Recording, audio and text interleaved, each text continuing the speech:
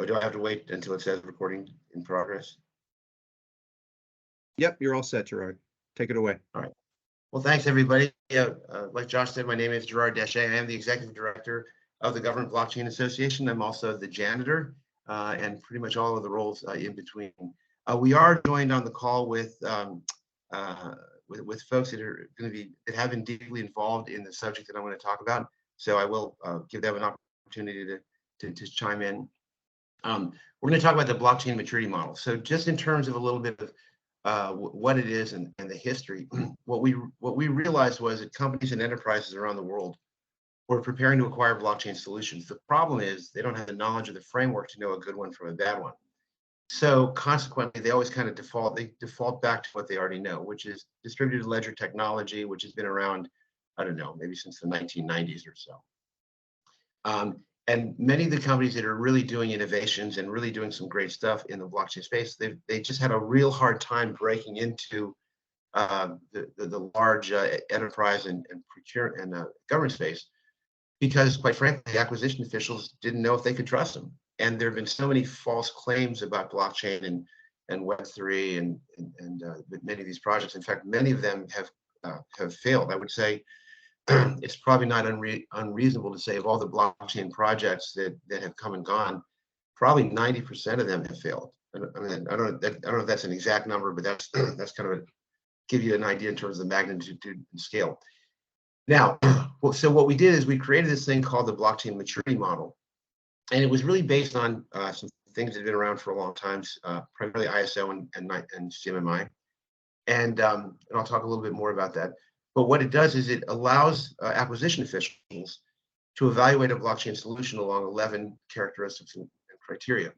And for each of those elements, there's 5 levels of maturity. So I'm going to walk into that. So this is the idea that we came up with. We started about 2 years ago, and Steve Henley's on the call. Let's see who else. I think Frederick is on the call, has been involved in it. So we had Dino at the United Nations. He is one of the he's the CIO for the UN Pension Fund, which is a $78 billion pension fund of the United Nations, and they built a blockchain solution for them. Ann Ingram's been involved in this effort. So we had people from all over the world, the Middle East, Africa, Europe, working on this model, and so we published it in, I think, April or May of last year. I think we did our very first training in May, and a year later we've just completed our first assessment. So in the meantime, we did some pilot assessments, but we've completed our first actual assessment. So I'm just going to walk you through a little bit about this thing. If you're interested in all the details, I'm going to drop this in the chat. This is the web page that I'm on. If you go to gbaglobal.org, under resources, there's blockchain maturity model. And so this front page basically just has all of the general information about the model, the different elements, why do we need it, a lot of the stuff that I've covered. And then it really has pretty much everything on this front page. But I'm going to walk through some of these other pages. On the documents page, so all of the documents in the BMM they're open source. So we have the BMM requirements, right? We have the assessment requirements, and we have a BMM overview document. And this document describes the whole scheme of who can do an assessment, how are assessments conducted, reported, all the just the whole thing. One of the things that we are looking to do is to find other companies that are interested in performing BMM assessments using the BMM. And then the BMM has the basic requirements for all blockchains, and we'll get into that in a minute.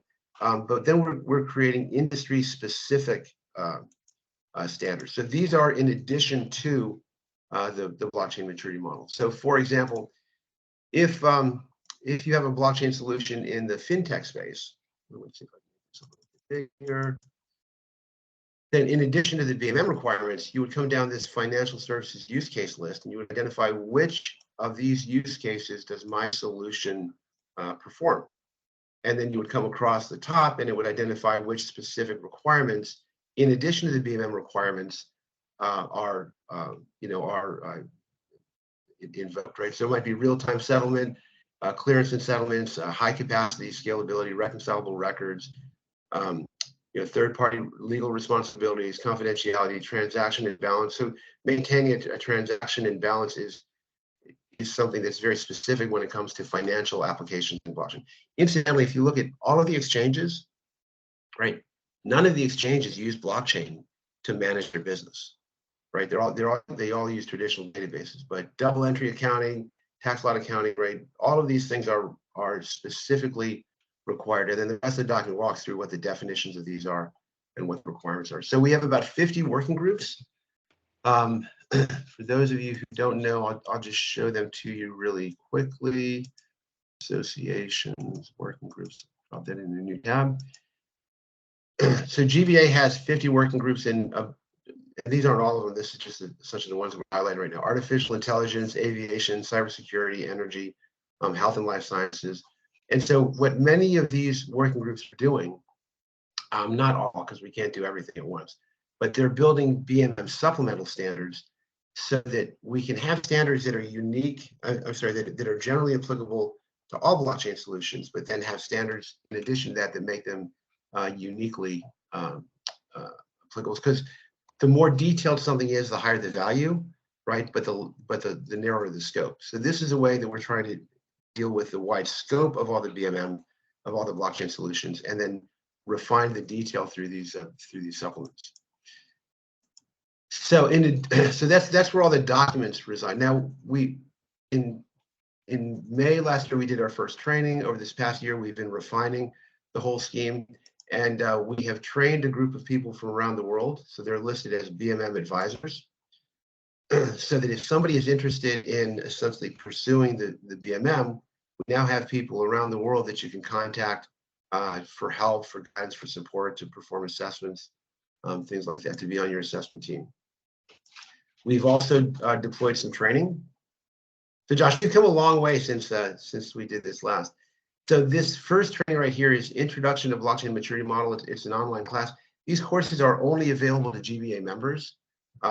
That's just kind of the way that the whole thing is architected right now. And once you've taken the Intro to BMM Maturity Model class, the Introduction to BMM Assessments, and the Blockchain Maturity Model Deep Dive, once you've completed all those classes and you walk through a workshop with us, then you're qualified as a BMM professional to do consulting and assessments. And like I said, we completed our very first assessment. So on the results tab, this is where we're going to maintain the list of trusted blockchain solutions, right? So this is Access to Integrity went through an assessment, and so we'll have the list of the organizations and the solutions, and then metadata around their solution. Frederick was the lead assessor on this, and then just information about the solution. So anybody who's looking to purchase or acquire a blockchain solution will be able to come to our website and determine whether they've been objectively evaluated against an international standard for that. So I've got a bunch of other stuff to cover, but I want to pause for a minute and let people ask questions, and then also invite Frederick and Steve, who are both part of that last assessment, to kind of give their remarks. So any questions? So this course is free once you become a member, or it's like $2,300 and the membership? Yeah, you have to become a member first, and then it's in addition to membership.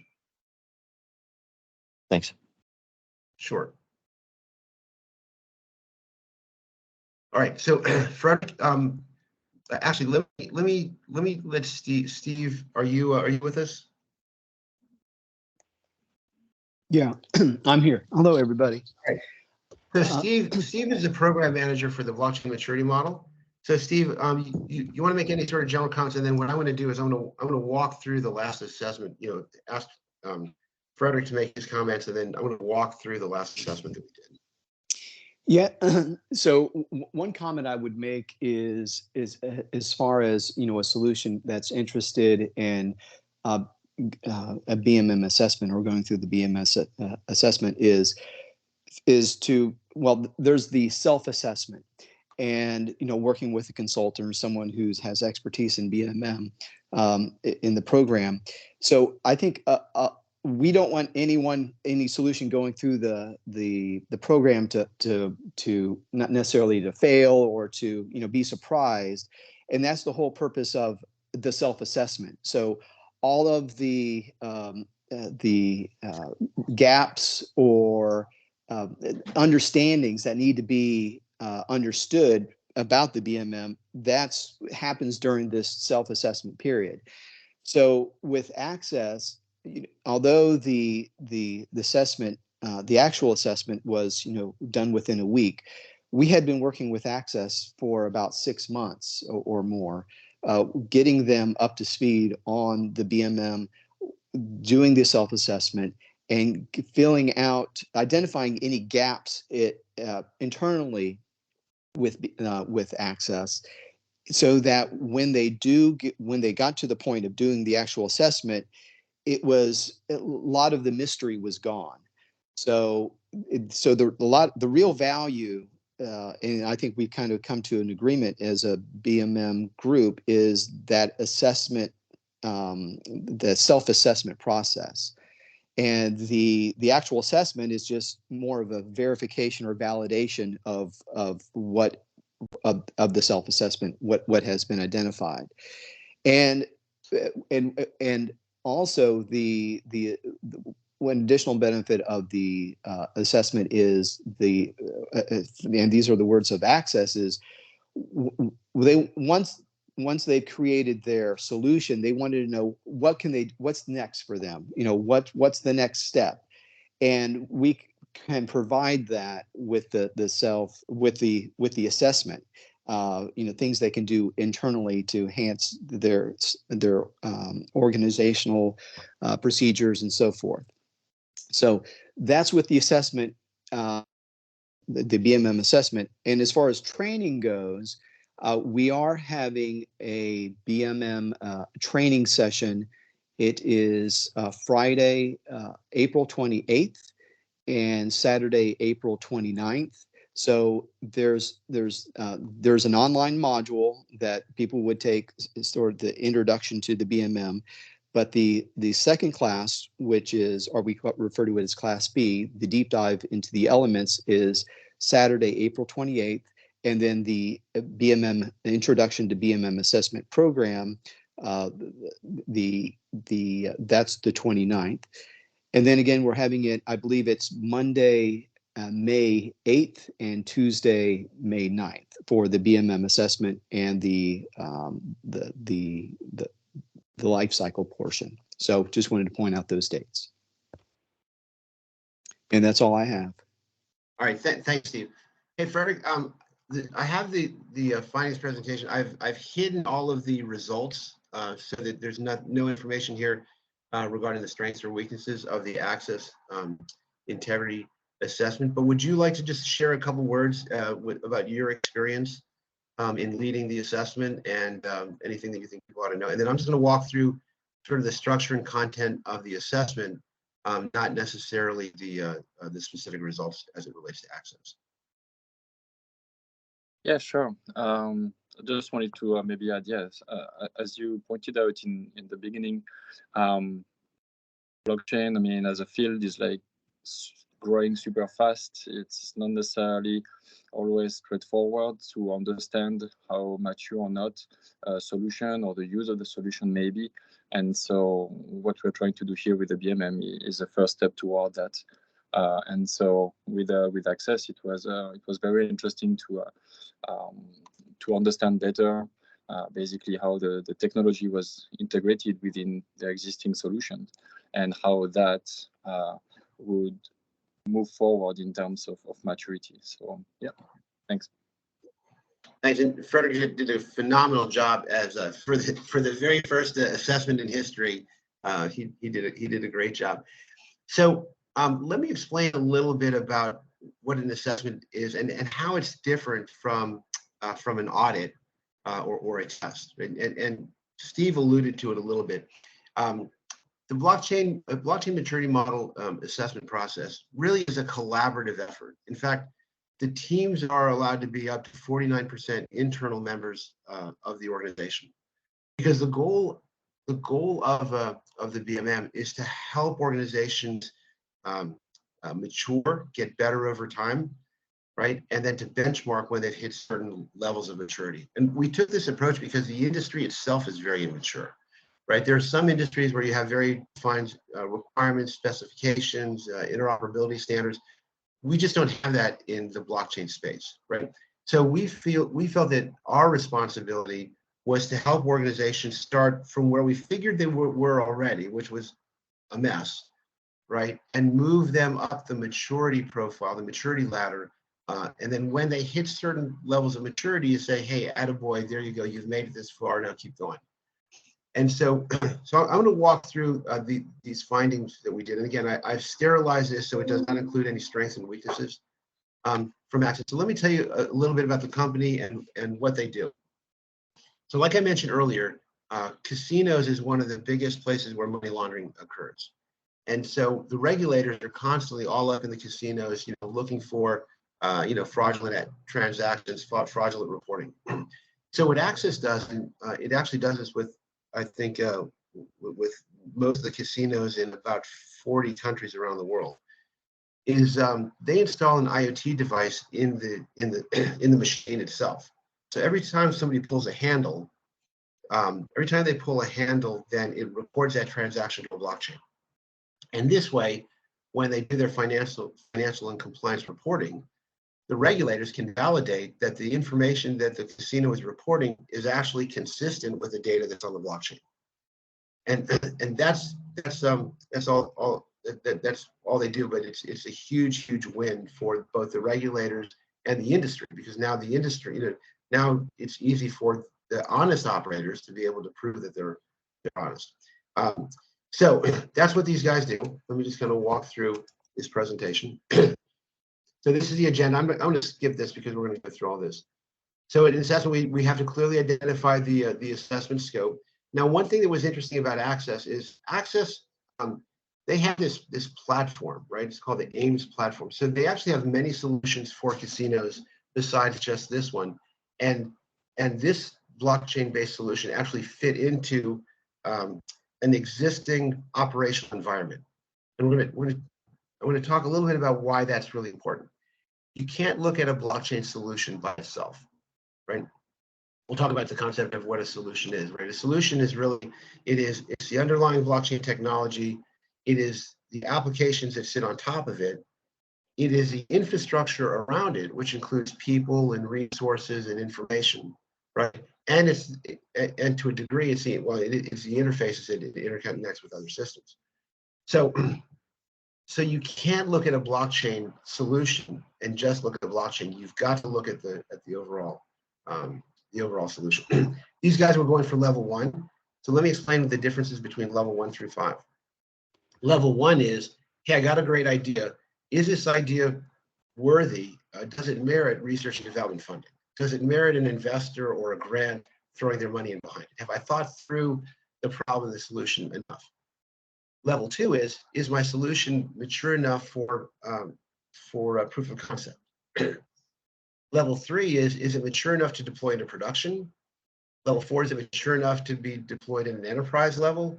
And level 5, is it mature enough for a public or global rollout, right? So these guys, and they're using the model exactly the way they should, right? Which was at the very beginning. And in fact, as we were going through the process, right, early on, and Frederick Frederick and Steve actually were completely instrumental in this process. As we were reviewing their project, these guys would say, hey, listen, you're making these claims, but based on the way your system is designed, it'll never be able to meet these claims. Or if the price of the token goes up or down, here's the impact, or there's these other things that will impact the performance. So we'll talk a little bit about the qualifications to be on the team. You've got to be. It was a very sort of serious look. And what happened was they said, you're right. They had to go back and redesign their system, right? And then we went a little further down the road, and actually later we said, hey, you know what? You say that the system is immutable, but there's a place here where the CTO could change some of the information and nobody would know. so then they had to go back and that was a relatively easy fix.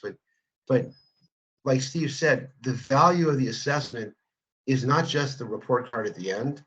It's the process as you go through your solution to evaluate it from all these different perspectives, which we'll get into in a minute, with people that really kind of know their stuff, that have been trained. And really, from the time you start an engagement to the time you get to the assessment, that's where all the learning and growth happens. That's where your mature really is benchmarked. And then once you get the assessment, now you got the bragging rights. So some assessment principles, like, it's very collaborative, right? It starts with the sponsor's input. It's mutually planned. We don't do interviews, right? We do discussions. We practice confidentiality and non-attribution. And the ratings require all 11 elements to be met in order to achieve maturity level. Now, where does the credibility for the assessment come from? It really comes from three things. I mentioned before, the models it was built on was really ISO and CMMI. And those models have been around for decades, right? And I don't know, thousands, maybe millions of organizations have kind of gone through that. The other thing is the methodology, right? So you can have a great model, but if you don't have a good methodology for performing assessments, you've got a problem. So we've been building this methodology along with the model for the past 2 years. And since it's built on the ISO and CMMI models, we essentially adopted many of the same methodology. Now, ISO and CMMI are very different, right? So we took from both of them and created a new blend. And the third aspect that credibility is based on is the team.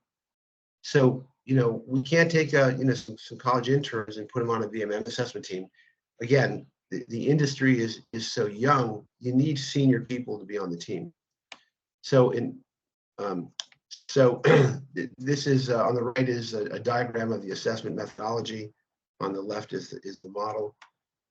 Let's talk about the qualifications of the team. So in this case, we had Frederick DeVoe, and during the assessment, we really had a chance to really brag about ACT-IAC and his role here.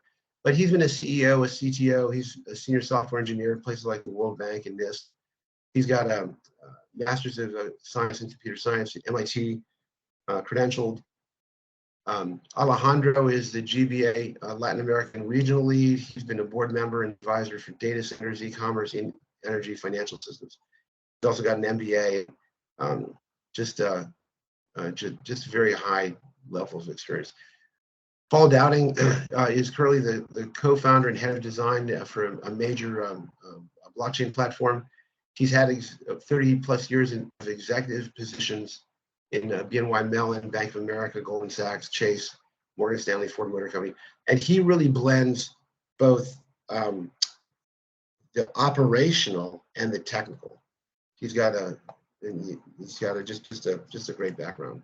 Steve Henley, who's on his 30 years of experience with blockchain, telecom, transportation, information systems, and IBM, trained and certified.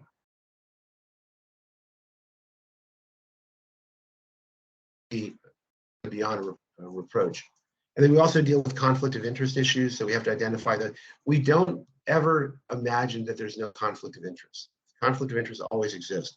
We have to make sure that they're identified and properly managed. So the schedule is laid out in detail, right? We went through all of this. And then we get into the elements. So these are the 11 elements of a BMM assessment, right? And we're going to walk through each of these. And again, the way to think about an element is if you think about watching a band on stage, right? Or let's say a player performance, there's all these stage lights, and these stage lights are coming at the actors or the performers from different directions with different colors, right? And it is the combination of all of those lights together that properly illuminate the target. And so, but those lights will overlap each other, they'll wash each other out, they'll cancel each other out, they'll have all kinds of different effects. But the most important thing is that you're looking at something from a variety of different perspectives, right? From a variety of different positions.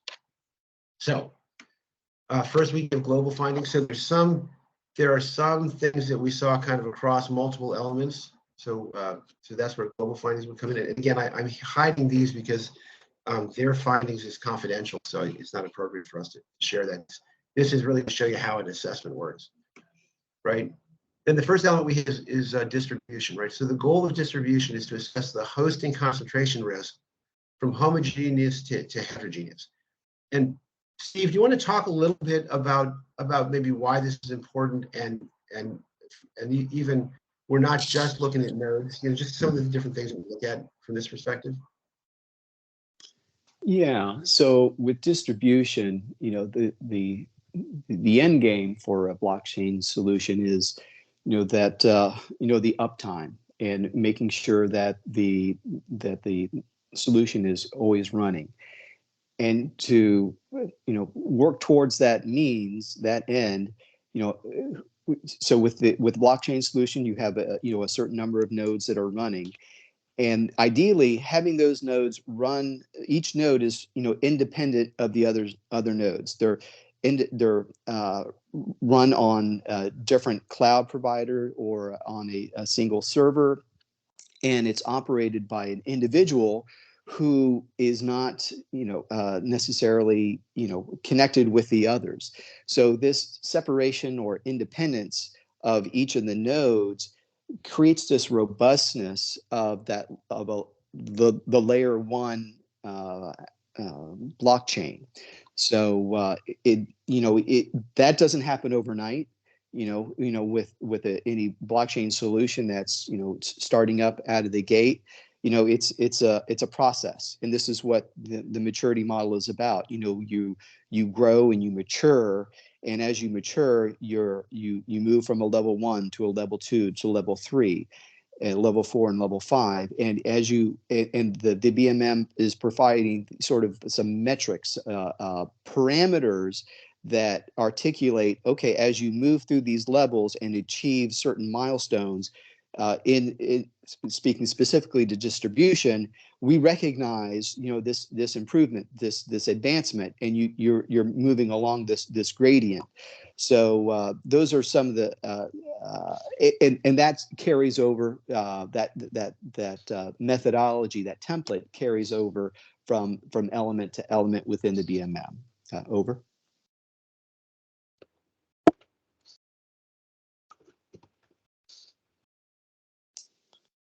Gerard, are you still there? Sorry about that. I was unmuted.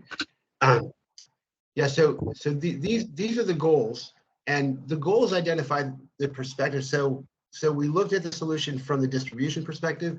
Then we looked at the solution from the governance perspective. And the goal of governance is to provide effective management of key components, including assets, nodes, synchronization mechanisms, infrastructure/network, systems, participants, protocols, records, smart contracts, or lifecycle scripts. So we wanted to say how is this solution governed, and which is really all of the components and parts of it. Then identity management. The goal of identity management, sorry, is to ensure the controls are in place to bind a user to a known identity or disassociate a user from a real-world identity to protect anonymity. Associate users with roles and/or permissions. Associate roles and levels of access and permissions. Allocate users to group. Add, modify, or remove user roles, groups, and permissions, and limit access based on defined rules. So let me take a moment, because that first bullet might seem contradictory. The assessment team, the reason why you need such a highly trained assessment team, right, is because they have to be able, in fact, let me go back a little bit. The assessment team requires a minimum of 4 people, and there's 4 skill sets that must be present on the assessment team. There's a blockchain technology expertise, there's domain expertise, there's legal and regulatory, and there's digital asset management, right? And depending on what the objective of that blockchain solution is, some of these things may apply, some of them may not apply. So the model is not so rigid that essentially it's a checkbox that you have to do everything. These are essentially what the goals of identity management are, but you have to then take those goals and apply them to the use case that makes sense for this area. So interoperability, the goal of interoperability is to facilitate the ability of a blockchain solution to share and use information and assets with other legacy and blockchain solutions. Performance, and I'm going a little fast because we're running shy on time and I want to give you guys a chance for questions. The goal of performance is to ensure that the transaction volumes and speeds are suitable for the use. This is measured based on an understanding of demand requirements and resource utilization. It includes consideration of capacity, cost, latency, memory, transaction speeds, and transaction finalization. So these were all things that we had to peel the onion back and ask questions like, well, what happens if your customer base goes up to X? What happens if the price of the token changes, right? What happens if, there were all of these sort of variables and what if situations that we had to run through. Privacy. The goal of privacy is to ensure that the solution has adequate encryption and protections of personal identifiable information in accordance with international standards such as the General Data Privacy Regulation, GDPR. The protections are required both internally and externally to the network because of the key components composed of node synchronization mechanisms, infrastructure network, et cetera, et cetera. Reliability. The goal of reliability is to provide the assurance that adequate controls address and mitigate the resolution of the disputed forks, blocks, errors, or fraud of the network. So this was basically how do you make sure that when there's trouble, that those troubles are resolved. The goal of resilience is to ensure the continuity of operations during unforeseen events, limitations, and failures. Right, resilient management aims at optimizing the capacity and availability of critical components. Right, so you get a sense. I'm not going to read all the rest of it. You can read the model yourself. But each of these elements, we're looking at the solution from a very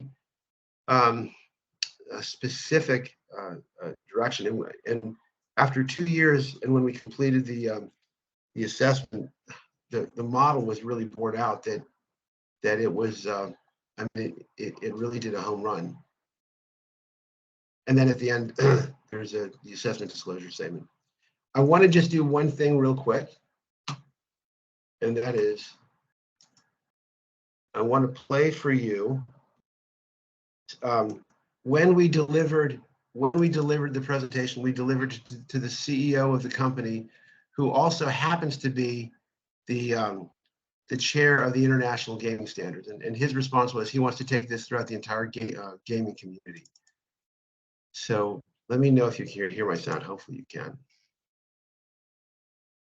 But that being said, for the team that has put this together, built the process, and walked access through this, it is nothing short of incredibly impressive.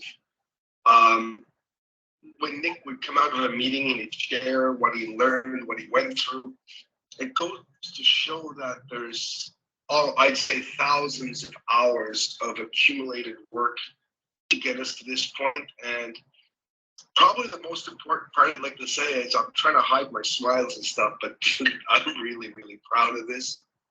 This is an exciting moment. Leadership is from the front, folks. So the fact that, Gerard, we were able to get access through this with your team is a great way to get GBA to the next step of ensuring that the world embraces this amazing certification. So I'm very proud of Access, but at the same time, I'm equally as proud and thankful to the GBA team. All right, so that's it for blockchain maturity model. The last thing I'd like to say is please, please, please join us at the Future of Money Governance the Law. If you're not planning to attend, I would encourage you to. We're going to have folks from these different international governing bodies, these different national governments. We have to add Nigeria. Nigeria just had to add it to the list. These different government agencies, state and local folks, and then we've got from the private sector, we've got CipherTrace, the vice president from Circle for global policy is going to be there. We're just going to have some, these are folks really all around the world that are doing stuff, right? There's a lot of people who are talking. You know, you can go to some events and you can hear, you know, senators and congressmen, you know, talking about stuff. But these are folks, just as an example, this is one of my favorite. The United Nations, and Dino is one of the authors of the blockchain maturity model, built a blockchain solution for identity management to cover 80,000 UN retirees and a $78 billion pension fund. So the Estonian folks that are coming, actually we have to add another one here. These are the guys that actually built the blockchain platform that all of the Estonian services are running on. So the folks that'll be here, I can't say enough about how much you'll learn and stuff like that. And with that, I'm going to stop talking, and I'm sorry I ate up way more time than I meant to. Josh, it's back to you.